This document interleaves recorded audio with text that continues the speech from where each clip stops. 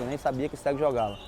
E eu fui lá, aí ele me chamou, cego jogando. Então, quando eu descobri que um cego poderia jogar bola, eu acredito que foi uma das melhores felicidades assim, que me aconteceu na vida.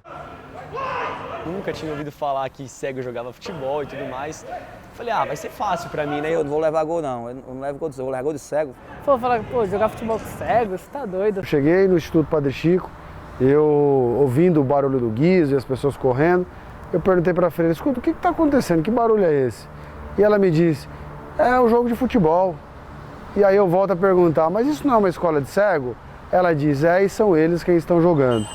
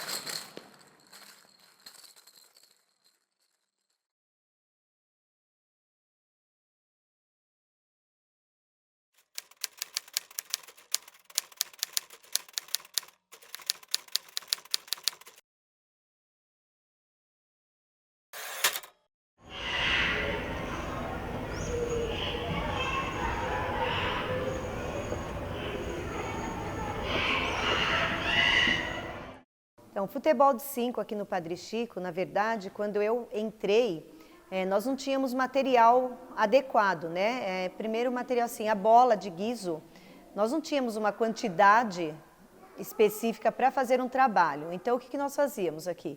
Nós usávamos sacolinhas na bola para eles terem um som.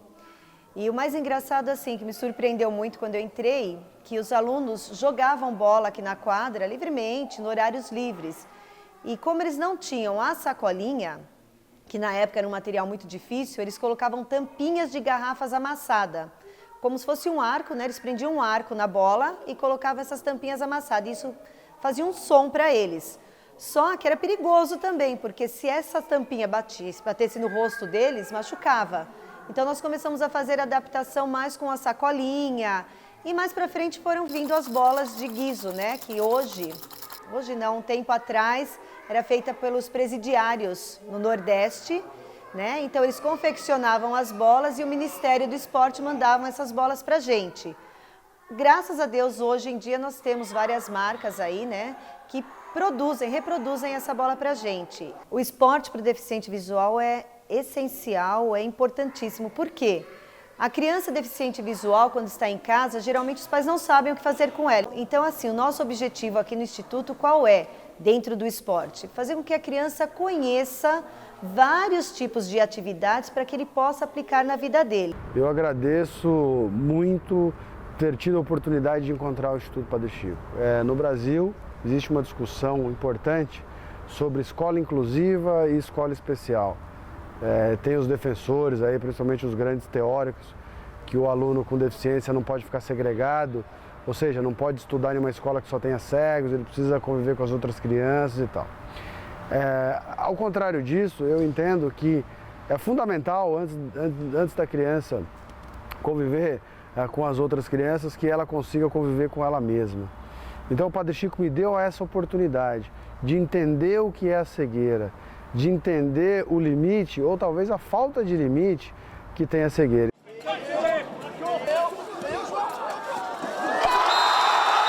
Eu nasci cego, depois de 4 cirurgias recuperei parcialmente a visão. Isso com 3 anos de idade, passei a enxergar quase que normal, né, com alguma limitação. Aos 9 anos por conta de um descolamento de retina, iniciou um processo de perda da visão dos 2 olhos, então me tornei um deficiente visual com 9 anos, cego total com 13 anos. E foi bastante triste receber a notícia, principalmente porque o meu sonho era de ser um jogador de futebol. Quando eu tive a informação de que ficaria cego, naturalmente eu não imaginava que seria possível um cego jogar.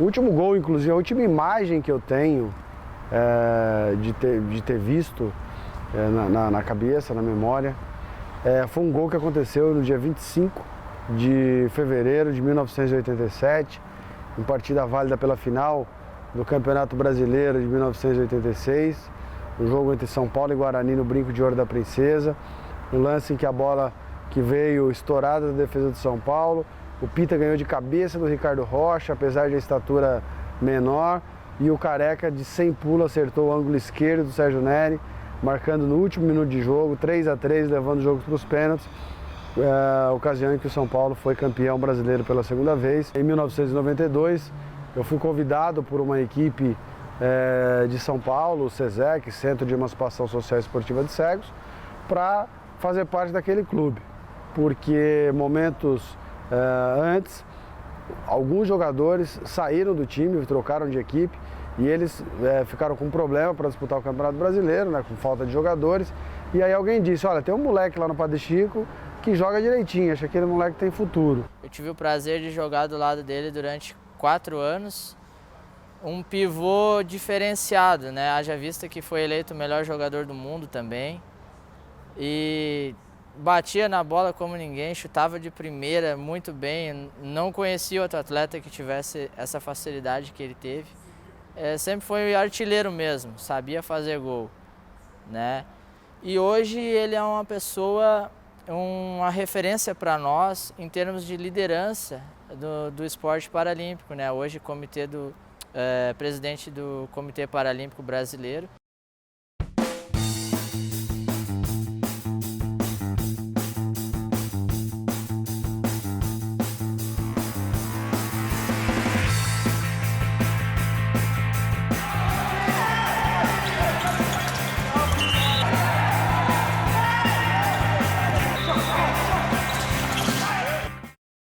As regras são as mesmas dos outros campeonatos, onde o goleiro tem uma área de 2 metros por 5, de 10 metros quadrados no caso, e ele é vidente, ele enxerga, e atrás do goleiro tem um chamador do outro time, que tem o mesmo tamanho do espaço. A quadra é dividida em 3 setores: o setor defensivo, que é o setor do goleiro, onde ele fala com o zagueiro; o setor mediano, que é o setor do técnico, onde o técnico fala com os seus atletas; e o setor ofensivo, onde o chamador fala com os seus atletas. Depois da 5ª falta, existe a falta de tiro livre de 8. É a 6ª falta no caso, onde o atleta tem um recurso de bater de 8 metros de distância, frontal ao gol, onde a falta foi ocorrida. Ele cabe decidir no momento. A substituição são as mesmas do futsal convencional, entra e sai o momento que quiser. São 25 minutos corrido e cronometrado, a bola parou, para o cronômetro. 2 árbitros, a diferença é que tem 2 árbitros na quadra, porque o jogo tem que ser ditado, e o atleta que for fazer a defensiva, eles têm que falar uma palavra chamada voe, que é em espanhol, e muitos falam voo aqui no Brasil, que é normal. O futebol hoje ele vem crescendo através dessas regras, e tem a banda lateral também que ajuda muito, que o jogo fica dinâmico, o jogo fica mais emocionante, com mais adrenalina e pouca lentidão.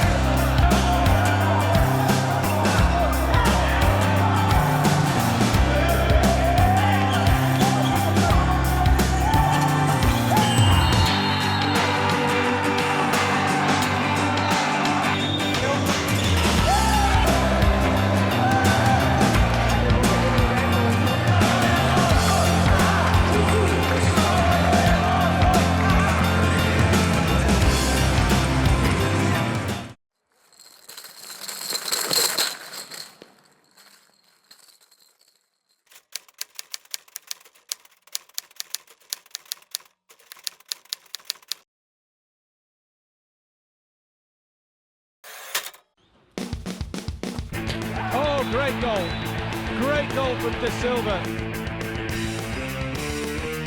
Joy is uncontrolled. They're champions in Rio.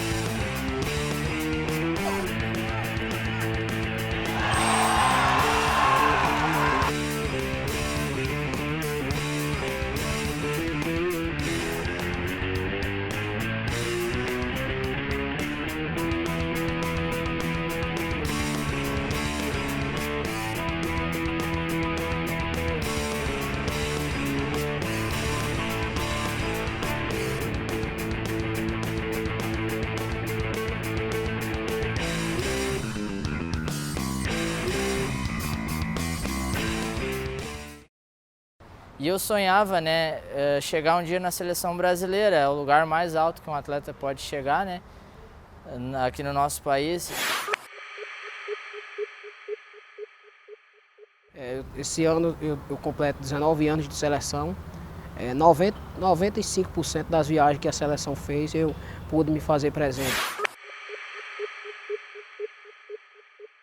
Então ganhar esse ouro dentro do Brasil, com a torcida a nosso favor, com minha família toda ali assistindo, foi uma coisa que não tem preço nunca na vida.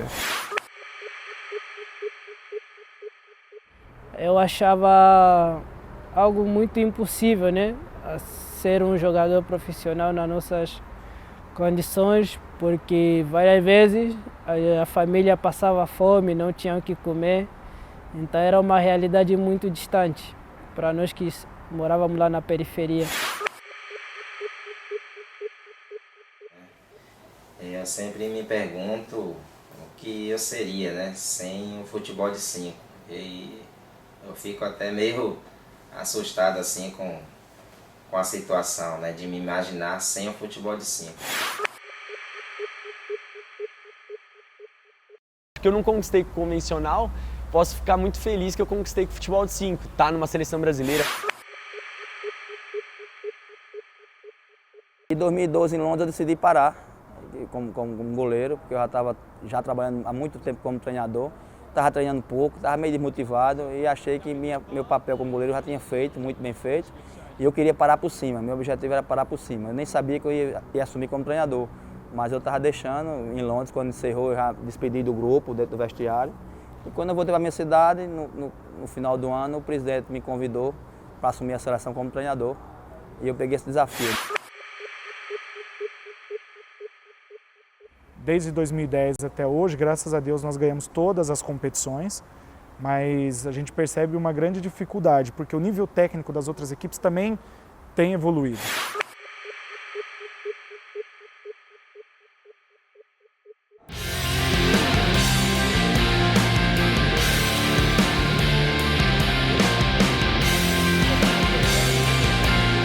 Então aqui eles acabam lidando mais com posicionamento e sistemas de jogo. Nas outras 3 semanas que eles ficam na casa deles, eles recebem uma ficha da preparação física para que eles possam fazer os treinos na academia, os treinos de corrida, os treinos com bola, gerando uma base para o que eles vão fazer aqui. É claro que quando eles voltam para a casa deles, dificilmente eles treinam na mesma intensidade com que se treina aqui.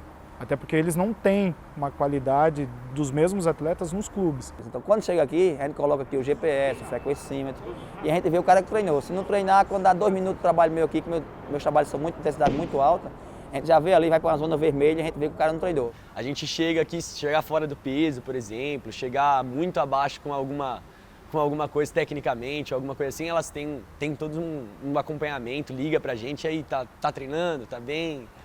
Como que foi esse treino, como que foi aquele treino, tá? Então assim, é um acompanhamento bem constante mesmo para ver se a gente tá bem e tá respondendo aí as expectativas, né? Para mim esses caras só não enxergam, eles têm essa deficiência visual, mas o resto, em termos de comando, em termos de cobrança, em termos de cortar um jogador, mandar embora, vir outro, é a mesma coisa do convencional, pré-eleção, os trabalhos táticos eu adapto um pouco assim, mas tem muito trabalho que eu trago do convencional para cá. A primeira dificuldade de ser o chamador é você separar telespectador e chamador, né? Porque às vezes você quer ficar torcendo, gritando e não pode, né?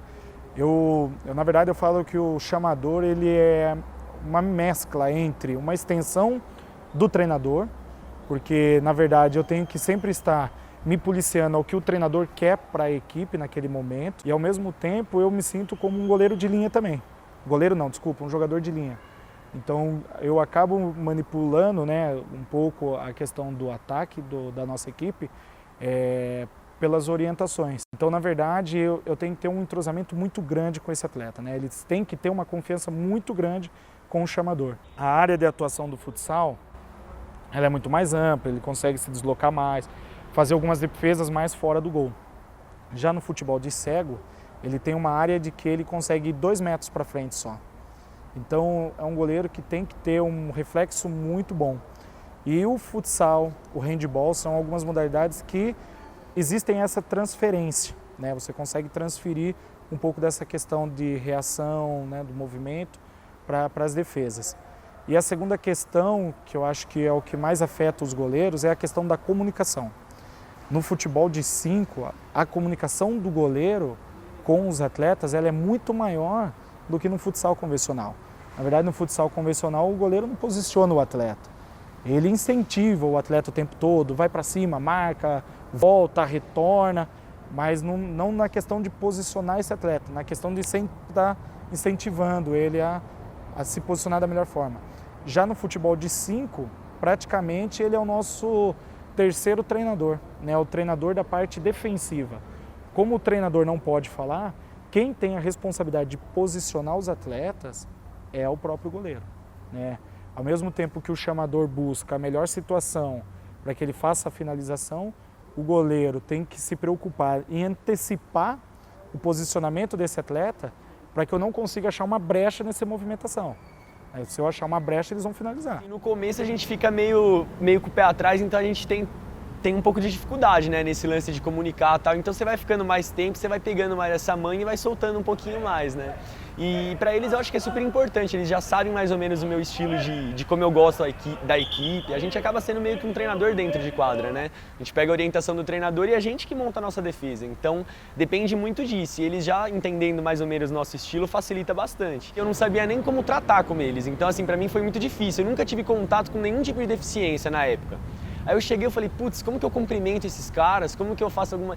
Então assim, eu queria ajudar em tudo e eles são super independentes, principalmente dentro de quadra, assim, é muito fácil a relação com eles, né? E a zoeira, essas coisas, é bem normal, como se fosse convencional mesmo. A experiência que a gente tem aqui dentro todos os dias é coisa de outro mundo, assim, que você chega em casa convivendo com as outras pessoas, você já vê aquele impacto, porque você vê aqui diariamente o que eles passam, o que tem que superar todos os dias. Vocês viram aqui eles treinando, é coisa de outro mundo. Para quem não conhece, pensa que é uma coisa distante da realidade, mas eles são muito independentes.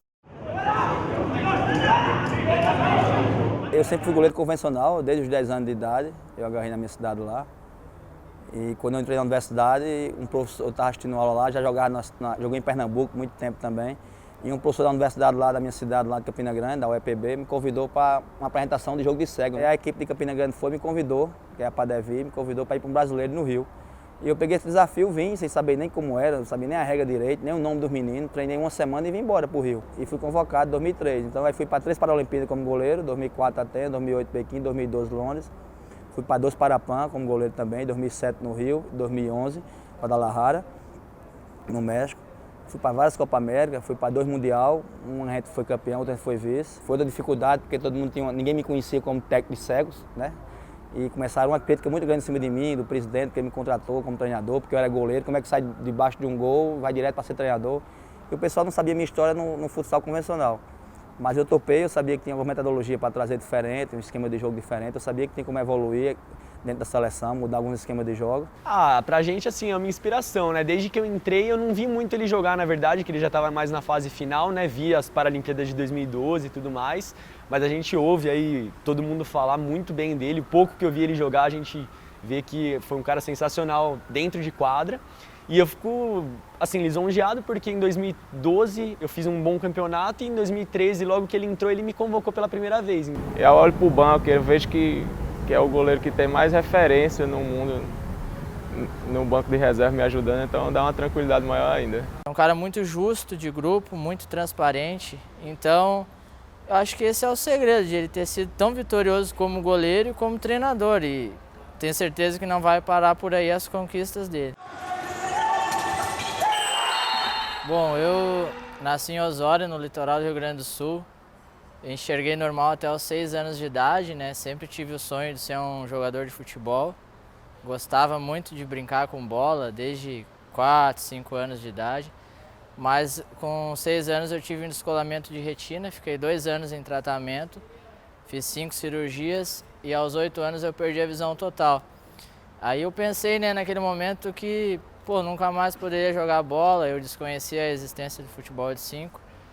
Mas aí com 9 anos eu fui estudar em Porto Alegre, numa escola que tinha bastante recurso do método Braille e tudo mais, e lá também se desenvolvia na época o esporte paralímpico. Aí com 10 anos eu comecei a praticar o futebol de 5 e voltei a sonhar, né, pela segunda vez com o que eu queria, ser um atleta profissional. Com 15 anos cheguei no meu primeiro clube e aos 16 cheguei na seleção brasileira principal e graças a Deus venho me mantendo, né, já são 12 anos de seleção. Cara, pra mim ter sido eleito o melhor jogador do mundo 2 vezes foi uma bênção de Deus, assim. He goes down the left side, Ricardinho! The first goal of the final. Mas eu acho que não é o essencial, sabe? Isso é bom, eu não vou dizer que não posso ser hipócrita, né?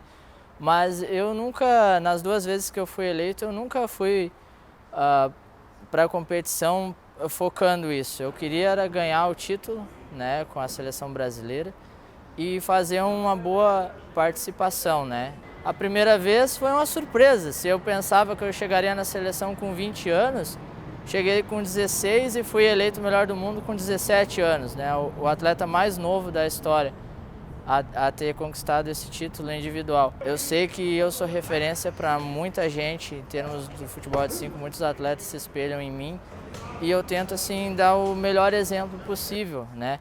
Tanto jogando futebol como na minha postura, dentro, fora de quadra. Eu quero fazer jus a esse título que eu conquistei e não sozinho, né? Porque isso é importante frisar, se eu pude jogar bem, me destacar, foi porque o time também estava muito bem, porque uma andorinha sozinha não faz verão, né? Jogar ao lado dele é um privilégio. É um cara realmente, tanto dentro de quadra como fora, extraordinário. E desde 2014 eu fui para a HFUC, que é o time que ele joga. E graças a Deus sempre estou do lado dele, porque segurar esse homem no jogo é complicado. Jogar contra o Ricardinho a gente já teve algumas experiências e não é nada agradável, né? Dá para sentir na pele o que os estrangeiros sentem, né, quando a gente está na seleção brasileira, né? Eu já nasci com glaucoma, fui identificada logo com 3 meses de idade. Com cerca de 1 ano eu fiz a minha primeira cirurgia. Ao longo da infância fiz várias cirurgias tentando reverter, tentando ficar o máximo possível com a visão. Mas como era glaucoma não tinha muito jeito. E com 6, 7 anos de idade eu perdi a visão totalmente. Daí eu fui encaminhado para uma instituição, o Instituto de Cegos da Bahia, que dá apoio a pessoas com deficiência visual. E lá eu aprendia tudo que uma pessoa cega, né, tem que aprender. Aprendi a ler e escrever, né, a linguagem do Braille, outras atividades complementares como música, informática. E lá também estava incluído outras atividades como esportivas, né? Natação, iniciei na natação, passei para o atletismo, mas quando eu conheci o futebol de 5, ali que eu vi uma oportunidade, né, de realizar um sonho. Quando eu aprendi que uma pessoa cega poderia jogar futebol, aí eu fiquei muito feliz, né, e vi ali uma oportunidade de realizar um sonho. E quem sabe um dia, né, naquele momento eu pensava de me tornar um jogador de seleção brasileira. Por exemplo, eu sou do ICB, Instituto de Cegos da Bahia. Então a gente foi para nossa primeira competição em 2003, né? Foi a minha primeira competição, foi no Rio de Janeiro. E lá eu fui eleito revelação do campeonato. A chegada na seleção foi bem rápida. Nessa competição que fui eleito revelação do campeonato, já tinha alguns olheiros da seleção brasileira. Daí eu fui chamado para o Mundial daquele ano de 2006, que foi realizado em Buenos Aires, na Argentina. Foi a minha primeira competição oficial na seleção. Eu tinha cerca de 17 anos de idade. E desde lá, né, participei de todas as competições, não parei mais de ser chamado para a seleção. Aos 6 anos, conheci uma escola própria para deficiente visual, para cegos, Instituto de Cego da Paraíba. Lá, onde eu comecei a estudar o braille, consequentemente, ter aula de educação física. E na época eu enxergava um pouco e comecei a praticar o futebol com 8 anos. Conheci a bola de guiso que é adaptada para a gente. Através daí começou uma paixão pelo futebol. Até então eu não conhecia, só acompanhava pela televisão. E também jogava com pessoas normais, pessoas que enxergam. E sofria um certo preconceito por não ter uma visão boa, mas queria sempre estar no meio das crianças jogando. E quando eu conheci a bola de guiso, foi realmente uma paixão muito grande. Daí eu comecei a ter aula de educação física, treinar, e logo cedo, aos 16 anos, comecei a jogar pelo clube lá da Paraíba. E também aos 16 anos, consequentemente, cheguei à seleção brasileira. Até hoje, um jogo que ficou marcado assim na minha memória foi um jogo uma final de uma Paralimpíada, que foi na China. E foi um jogo muito sofrido, porque foi um jogo de 1h da tarde. E o Brasil começou perdendo o jogo. No final a gente virou, no último minuto de jogo a gente virou. E eu tive a felicidade de fazer o gol. Então, isso aí foi uma das maiores contribuições que eu pude dar à seleção brasileira dentro de quadra. Sou angolano, estou aqui no Brasil há 16 anos. Cheguei em 2001 para ser alfabetizado no Braille, né? Como Angola estava passando em guerra civil, então a educação e a saúde era bastante precária. Aí por conta disso o governo angolano fez um intercâmbio com o governo brasileiro, concedendo umas bolsas para alguns grupos de deficientes visuais, né? Então eu morava na cidade de Benguela, em Angola, e quando eu completei 5 anos de idade, acabei adquirindo a doença sarampo, né? Eu sei que aqui no Brasil o sarampo tem vacina, é só tomar vacina que está tudo resolvido, mas como eu disse, né, Angola estava em guerra civil, então uma doença como sarampo, rubéola era capaz de causar morte ou causar cegueira, como aconteceu comigo. Até que completei 11 anos e quando chegou essa proposta de vir estudar no Brasil, eu totalmente ignorante, achava que Angola era perto do Brasil, achava que era meia hora e já ia voltar. Então a minha mãe também foi convencida para que eu viesse para o Brasil, isso em 2001. Então eu comecei a estudar Braille em 2002 e na instituição que eu morava, em Curitiba, tinha outros adolescentes, né, de 15, 14, 16, 17, que jogavam bola, inclusive alguns na época também já estavam na seleção. E foi assim que eu entrei no mundo do futebol. Aí 2006 foi o meu primeiro campeonato, né? Aí sucessivamente assim foi até 2015, que eu fui considerado o melhor jogador no campeonato nacional. E 2016, que foi o ano das Paralimpíadas, eu me naturalizei. Foi um negócio que deu tudo certo, entendeu? A gente achou a advogada de direito internacional certa lá em Porto Alegre. No momento que nós fomos da Polícia Federal fazer entrevista, a pessoa que nos entrevistar não estava, nos entrevistou uma outra moça que sabia toda a história dos angolanos. Deu tudo certo, entendeu? Foi um processo que deu muito certo, assim, a gente ficou muito feliz de ter ajudado ele. Eu acho que foi um processo que durou, não sei se durou 6, 7 meses. E no momento que saiu o nome dele no diário oficial, dizendo que ele estava naturalizado, e 5 meses depois ele está ganhando medalha de ouro, foi para nós, foi uma vitória também, entendeu? Não só para ele, mas com certeza para a Gafuco foi uma vitória também. Eu comecei em 2009, curso de educação física, né, por se envolver muito com esporte. Quando eu era adolescente eu fazia muito esporte, né? Natação, atletismo, futebol.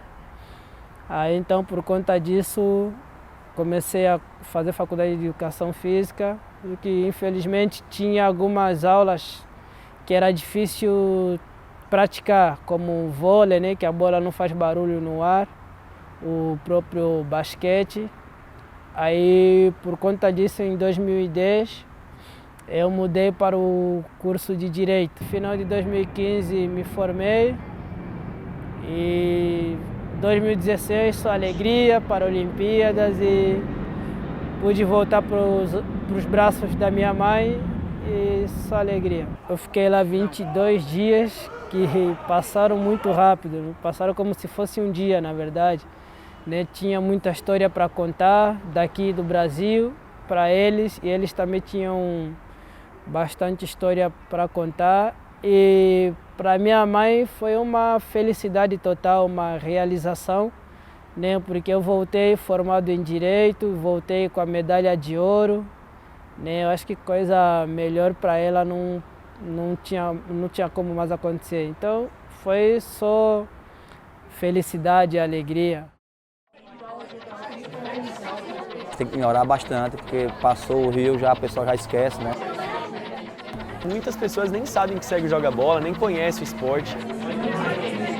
Pelas conquistas que a gente já obteve, nós merecíamos um pouco mais. Sem esse espaço a gente tem um desempenho já excelente, né?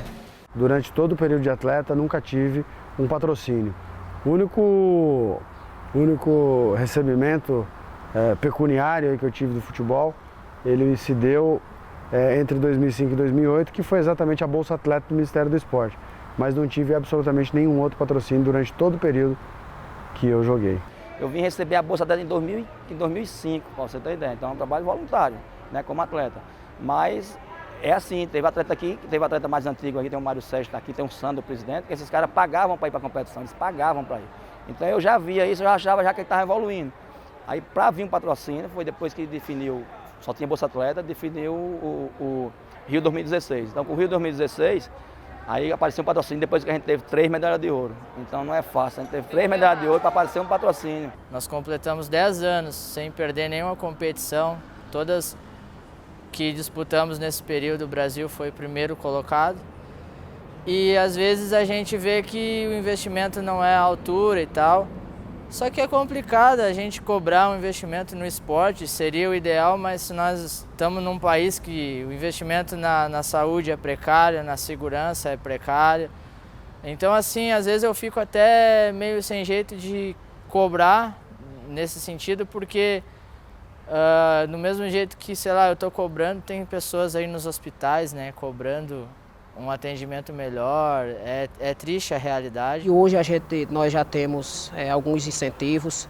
Antigamente você não podia abrir mão do que você estivesse fazendo extra, como estudar, como fazer uma faculdade, para jogar futebol. No meu caso, eu abri mão da faculdade e graças a Deus estou aqui até hoje, mas eu já percebi várias mudanças. O Campeonato Brasileiro agora está sendo transmitido pelo Sport TV, é uma conquista muito grande, faz com que as pessoas conheçam muito a modalidade, né? A televisão é um veículo muito importante para o conhecimento das pessoas. E eu senti isso depois das Paralimpíadas do Rio, que foram transmitidos os Jogos da Seleção Brasileira. E muitas pessoas comentando sobre a modalidade, falando que gostaram muito, né? Quando a gente passa na rua, as pessoas já conhecem hoje em dia, então mostra que basta ter um pouco de apoio, né? De espaço que a gente consegue, né?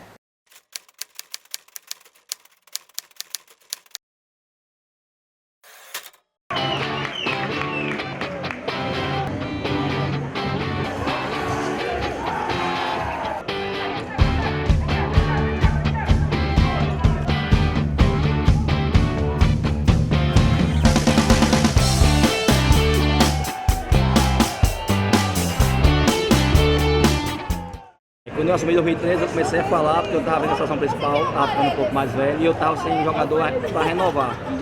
Um time muito experiente, muito bom, mas não tinha jogador novos para vir, eu me preocupava com isso. E eu comecei a falar com o presidente, não é fácil. Então em 2014 teve uma fase de jogo, para você ter ideia. Eu fui olhar os regionais e os brasileiros para convocar. Não consegui juntar 10 células. Não tinha 10 células para me juntar. Abaixo de 23 anos, 23 para baixo. Então eu fiquei muito preocupado, falei com o presidente, eles falaram, não vai ser fácil.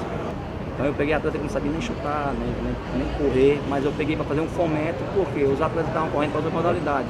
Porque já que o futebol de 5 a seleção ganhava tudo, os caras não tinham oportunidade, né? Então os atletas estavam correndo pro goalball, o atletismo, a natação. Tem jogador que nunca jogou uma partida oficial. Então a minha preocupação maior era essa, substituir uma seleção tão campeã como a principal. Todo mundo compara o futebol de 5, é uma seleção só, né? Eles veem. Vamos ser campeão, a seleção daqui é outra realidade. Mas eles foram superando, foram evoluindo na competição e a gente conseguiu esse tipo. Eu comecei assim, eu comecei muito acima do peso. Eu cheguei na seleção, tinha 106 quilos e o técnico me chamou, conversou comigo, falou que eu tinha potencial. Aí eu comecei a treinar e hoje eu cheguei aí e estou ganhando esse título.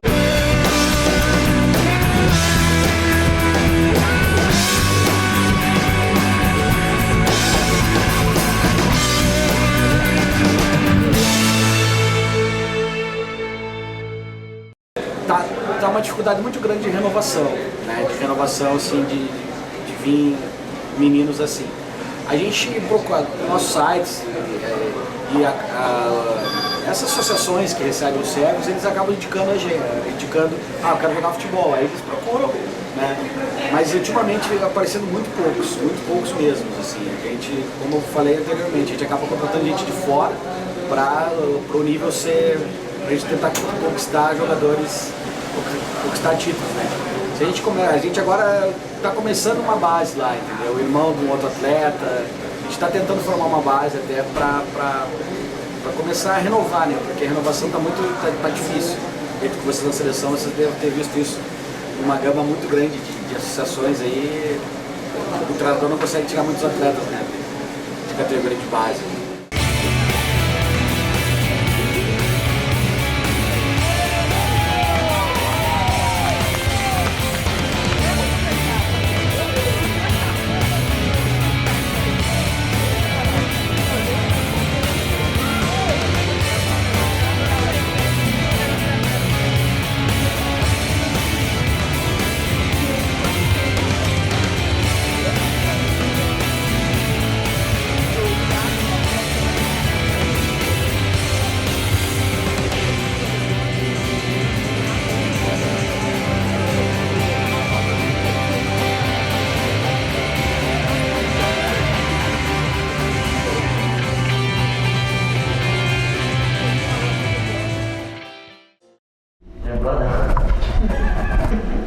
Vai vendendo, vai.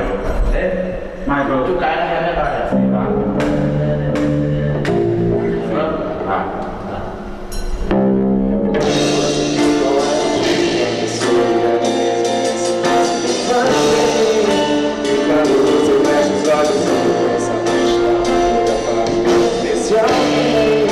E quando estiver um dia triste, basta um sorriso dela pra você ficar feliz.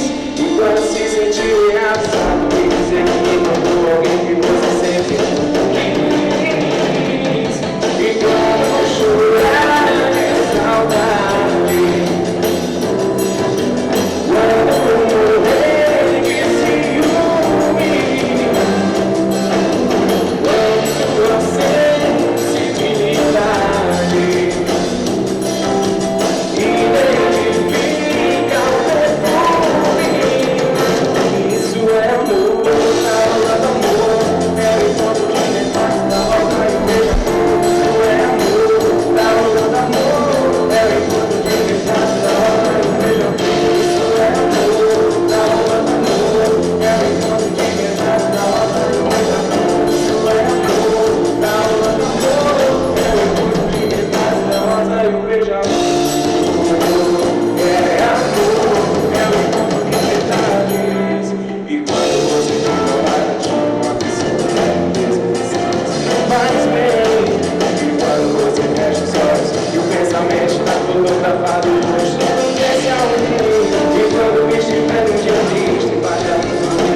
pra você